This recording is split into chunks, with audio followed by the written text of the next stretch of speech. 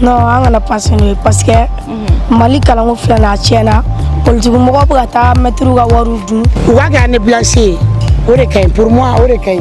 Ne yɛrɛ bolo 3 ans de ka ɲi 3 ans yɛrɛ ka dɔgɔn quoi. A ka t'u bolo u ka balayeli kɛ quoi. An sɛgɛnna quoi jamana in sɛgɛnna quoi. Parce que an ye Mali avenir quoi. N'an kulonkɛla kalanko la Maliko la dɔrɔn an bɛ se ka bɛɛ perdu quoi. Minnu tɛ ka kalan kɛ dun e bɛ mun fɔ sisan nɔ olu ta situation na? K'Ala k'a nɔgɔya. K'Ala k'a nɔgɔya. Merci Rahi. Ala ka duwawu minɛ. Amina. À ton avis, aw ka émission man di magazine du Mali kan? Aw minnu bɛ ka lajɛ Mali kɔnɔ ani Mali kɔ kan, aw bisimila magazine du Mali kan. A ka émission man di kɔnɔna na ni an b'a fɔ ma ko à ton avis. Bi tuguni an bɔra ni thème kura wɛrɛ ye. An bɛna yala ka mɔgɔw ɲininka u hakilinata ye mun ye a ye yɛrɛ jɔyɔrɔ la Mali kalanko la bi. Aw ni ne an ye réaction minnu sɔrɔ o la an ka jɛ an k'olu lamɛn. An cɛ ne fa. Nba. Kɔri baasi tɛ yen? Tɔɔrɔ si tɛ n na. Ok, magazine du Mali mɔgɔw don an bɛ ka yala ka mɔgɔw ɲininka u hakilinata ye mun ye AM jɔyɔrɔ la Mali kalanko la bi. Bon, AM jɔgo Mali kalanko la position ye AM créé en 90 ka Musa kɛlɛ c'est vrai pour l'avènement de la démocratie. Depuis o min kɛra u AM ta ka don CSP la denmisɛnninw don u ma tila kalan na u taara direction na u man ka se direction min na jamana kun ye fɔlɔ ma u taara n'u ye fɔlɔ position AM utilisé contre Moussa mais après Moussa on ma se ka AM gérer un élève un étudiant sa place c'est dans la formation c'est dans la classe c'est pas dans les bureaux et puis la corruption a gagné l'AM aujourd'hui les écoles supérieures sont gérées par les bureaux de l'AM est-ce que ça c'est normal? Et les études publiques sont là, les études de l'école sont là. Pourquoi on laisse les enfants gérer leur établissement? Parce qu'ils sont membres de l'AM. L'AM est qui? C'est nos enfants. C'est nos enfants. Si l'État ne prend pas garde, on va se révolter contre l'AM. Le pays va se révolter contre l'AM. Et ça sera ça sera une chose très grave. Parce que toute la nation est aujourd'hui indignée par le comportement de nos enfants, surtout de nos étudiants. Quelle formation ces enfants ont eu? Ils ont eu quelle formation? Est-ce qu'on peut qualifier que le Mali a aujourd'hui des hommes valables pour ce pays, conformes pour ce pays-là? Il n'y en a pas. Tous ne faisons pas attention. On va droit au mur. Ce n'est pas nous seulement, hein. C'est tout le monde. Une nation, c'est sa formation, son éducation. Toute nation qui a son éducation va directement au mur. Ça sera une catastrophe. Pour qu'on ne soit pas à ce niveau, faisons tout pour y redresser la formation et dissoudre l'AM. Et surtout, ce qui m'énerve, c'est les délinquants qui sont membres de l'AM. Ce n'est pas les meilleurs. Autant de Cabral, lui-même, c'était les meilleurs qu'on prenait pour diriger les autres camarades de l'école, pour revendiquer les droits des enfants et des élèves. Mais aujourd'hui, c'est les délinquants qui sont membres de l'AM. Je dis, je le confirme. Je n'ai pas perdu. Heureusement, les Tandem n'ont pas tué sur les bancs. Je regrette fort. Les Tandem n'ont pas tué sur les bancs. Je serai en face de ces délinquants-là et les dénoncer publiquement. C'est très très grave. L'union de Cabral, qui était le mien, c'est fait passer à Moro Diallo, le secrétaire général de l'union, qui fut directeur du maire Moro Keta. Ça c'est Kevin Dramé, qui fut ministre. Ça c'est les vrais cadres, ça c'est les vrais étudiants. Ça c'est ils ont une formation pour résolver le pays. Et regardez aujourd'hui nos enfants, quel niveau ils ont. Il faut voir les gens de l'AM, les membres de l'AM qui ont des rastas. Ils sont acceptés à l'école. Un rasta. Mais ça c'est quoi? L'école c'est le milieu pour éduquer. L'école c'est le milieu pour former. Ce n'est pas un milieu où il faut accepter n'importe qui comme dirigeant. Les membres de l'AM, si c'était autant de liens, on allait tous les féliciter. Mais c'est le contraire. C'est les délinquants qui sont membres de l'AM. Je le dis et je le confirme. Ance nefa? Ba ance. Kɔri baasi tɛ yen? Alhamdulillah. Ok, magazine du Mali mɔgɔ don an bɛ ka yalala ka mɔgɔw ɲininka u hakilinata ye mun ye AM jɔyɔrɔ la Mali kalanko la bi? Bon, n balimamuso i ye ɲininka a diyara n ye. Bon, n'an bɛ kuma Maliko la, an bɛ kuma Mali kanu. Maa caman bɛ Maliko fɔ mais Mali kanu tɛ yen. Mais AM ko nin dabɔra fɛn dɔ de kama ka kɔn bi ye depuis 91. mais actuellement ayam ko malien dembe ba nyaido normal biambier ma ayam kangachi muni ayam sigi parti politicien bi ayam de ke ga wiyar ka kelake bo bi ayam ko biyorum bi ana faka doko na cira kana fevrier bi sa bla na place no de ayam ko yerna ke war nyini muye bo munu kanga war nyini bo nyina asrama ni ya to lera ma lera ba tu horanya do karasa bo ala kan sawabe ambe mo nyinga sa absaka dilantu me munu yerbe kanga dila lera ba do ba dilantu me nu yera sono abedla voilà bon merci Inchenefa ba jara ça va ne dogoni Ça va. ko kaya Donc, ok magazine du Mali mo godo ambe ka yala la ka mo goni nga hakilina tay mu ya ayam joro la Mali kalan hulabi bon, I am Joro, but I am not blame Malika Langula. Puisque vous pouvez get a phone from Chai or la. on est hakilina tay ok merci Anchenefa Marhaba. Korbashite Ça va. ok magazine du Mali mo godo ambe ka yala la ka mo goni nga hakilina tay mu ya ayam yere joro la Mali kalan hulabi Bon, ni ko ka fɔ i bɛ AM jɔyɔrɔ fɔ Mali kalanko la f'i ka na depuis 91.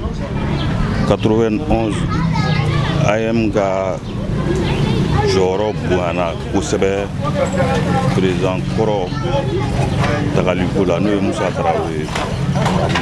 Donc u jɔyɔrɔ bonyana o tagali la et puis en ce moment AM kun ye ka écoledenw ka intérêt défend nɔgɔ foyi kun t'o la mais Musa binnen au fil des années AM tagabolo yɛlɛmara dɔɔni tagabolo yɛlɛmani n'i y'a ta k'a lajɛ écoledenw nɔ b'a la mais parents d'élèves nɔ ba b'a la bon n'i bɔra o cadre kɔnɔ politiciens nɔ b'a la tu as vu parce que comme bɛɛ y'a ye k'a fɔ AM bɛ ka jɔyɔrɔ bonyana président kɔrɔ tagali ni fɛnw na politiciens donn'u kɔrɔ mɔgɔ y'a ɲini ka AM k'u ka baarakɛminɛ ye tu as vu donc an filɛ nin problème fɛn fɛn kɔnɔ o de nana n'o ye la politisation de l'école malienne tu as vu donc bɛɛ nɔ b'o la quoi parce que n'i ko parents d'élèves o ye an bɛɛ b'o la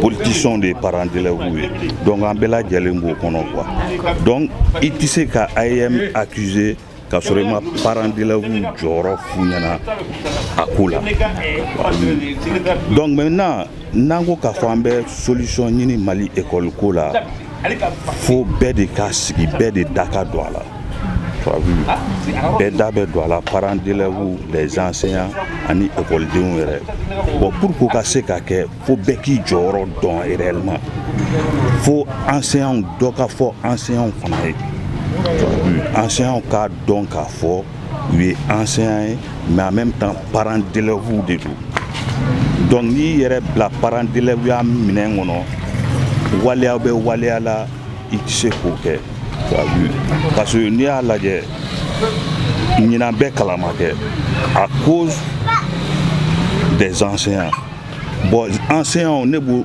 ta k'u bila parents d'élèves minɛn kɔnɔ c'est comme à cause des parents d'élèves tu as vu parce que i mana kɛ enseignant cogo cogo i fait parents d'élèves de fana ye donc n'olu yɛrɛ y'u ban ka taa école la par rapport à leurs intérêts a mana kɛ intérêt mana kɛ cogo cogo quand même u y'u ban k'u denw kalan u y'u ban k'u dɔgɔninw kalan olu yɛrɛ ka intérêt nɔfɛ bon n'i y'o ta k'a lajɛ o bɛɛ de bɛ na ni Mali école ko sigi pasaka ye quoi tu as vu mais parents k'u jɔ u jɔyɔrɔ la par rapport à l'AM tant que ni parents m'u jɔ u jɔyɔrɔ la ni politiciens k'u jɔ u jɔyɔrɔ la en même temps ani état yɛrɛ k'i jɔ a jɔyɔrɔ la AM ko la ni o kɛra lala an bɛ bɔ ni minɛn kɔnɔ an bɛ bɔ nin ko ninnu kɔnɔ quoi merci ok ça va ne kɔrɔkɛ ça va ko kaya donc e bɛ université la ne bɛ professionnel la SIA ok magazine du Mali mɔgɔ dɔ an bɛ ka yalala ka mɔgɔw ɲininka o hakilinata ye mun ye AM jɔyɔrɔ ko la Mali kalanko la bi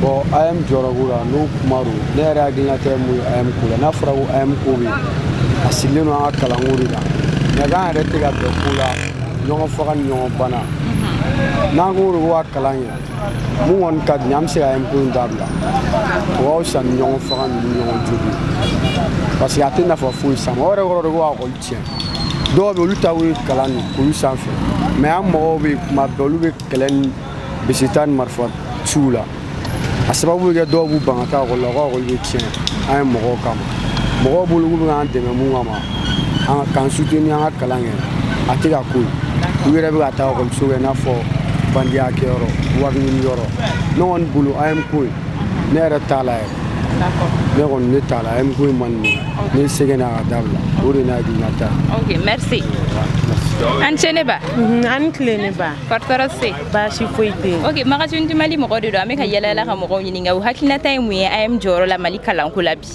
bon ne hakilinata ye min AM ko la Mali kalanko la ne kɔni fɛ ni AM bɛ se ka jɔ mɔgɔ denmisɛnninw ka se k'u ka kalan kɛ AM ko in bɛ ka denmisɛnninw ka kalan don nɔgɔ la ne kɔni ka hakilinaba tɛ AM ko in ye n'a bɛ se ka jɔ denmisɛnninw bɛ se k'u ka kalan continuer cogo min denmisɛnninw ka kalan tiɲɛ parce que a bɛ ka don u ka kalanko la f'u bɛ marifaw ta la ɲɔgɔn kama ɲɔgɔn bɛ ka faga sani u ka taa ɲɔgɔn bɔnɛ u niw na n'a bɛ se ka dabila cogo min denmisɛnninw ka kalan kɛ a ka jɔ denmisɛnninw k'u ka kalan kɛ kalan bɛ se ka yiriwa cogo min Mali jamana kɔnɔ kalan ka yiriwa ten AM ko in ka jɔ a ka dabila denmisɛnninw k'u ka kalan kɛ o ye ne ka hakilinata ye parce que ɲɔgɔn faga bɛ ka caya la denmisɛnninw kasara bɛ ka caya a bɛ kɛ mansaw ma ko wɛrɛ ye mansaw miiriw bɛ na janya ko ne kɔni fɛ a ka dabila u k'u ka kalan kɛ kalan ɲuman ka kɛ denmisɛnninw ka avenir sɔrɔ avenir ka taga ɲɛ o y'an bɛɛ mansaw ka latigɛ ye bi n'o tɛ ni AM mana don a la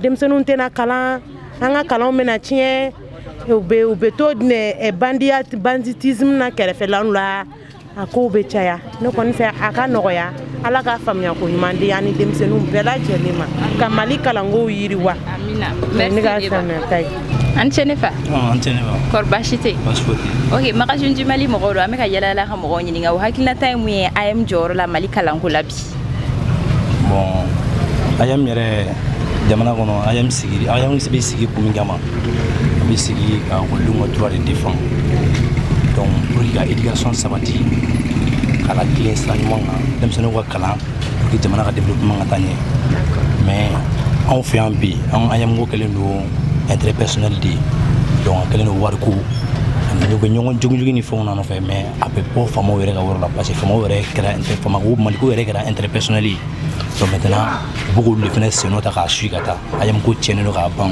bi pewu kalan tɛ bilen foyi foyi u sigikun yɛrɛ min o dɔnnen tɛ bilen yɛrɛ.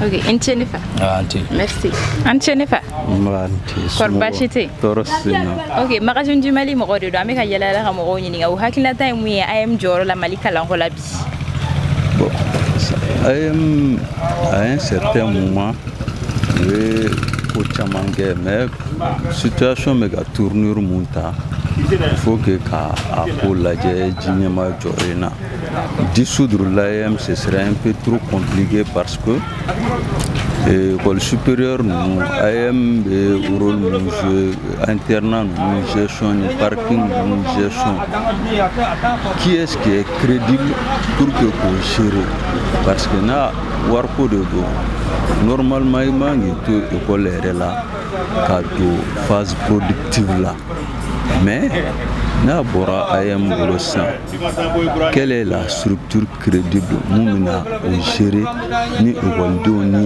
u tigiw tɛ bila ɲɔgɔn na donc AM bɛ tournant min na c'est toute la nation qui doit essayer de voir qu'est-ce qu'il faut pour que ekɔlidenw ka se k'u ka revendication kɛ tout en restant dans un cadre légal et en continuant à étudier.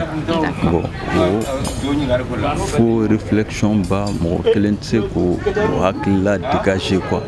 Mais si on fait une assise sur le mouvement estudiantin, en ce moment, les pistes qui se dégagent, les décideurs vont choisir parmi ces pistes-là pour que l'AMCO est réglé. Parce qu'en réalité, ce sont les partis politiques aussi qui sont responsables ils utilisent ce mouvement estudiantin à des fins politiques électorales. Donc, à gestion compliquée les notoni pour que Arake Kouyemunde Benafa faut que Hakim Sigi de la Kachatine Absega Ketchouni ni Ateke Tonolé ou part et d'autres notes au moment où nous sommes à Tufoulouni, à Nafay. Mais au Korote, il faut jeter le bébé avec l'eau du bain. Parce qu'un est merci. Ina fo aw yere bora hay chugumina an yala ay mo gonyininga uyu hakinata ufanye aw fene psega hakinata fanye commentaire la ni émission jarawi aw ya like na ya like aw mun fona ma abonné aw kana nyine ka abonné na ya abonné fana ay cloche activer wala sanga émission wara ko na fogo aw kambe anyogna wara ma magazine du malika aw ni tie akala jalila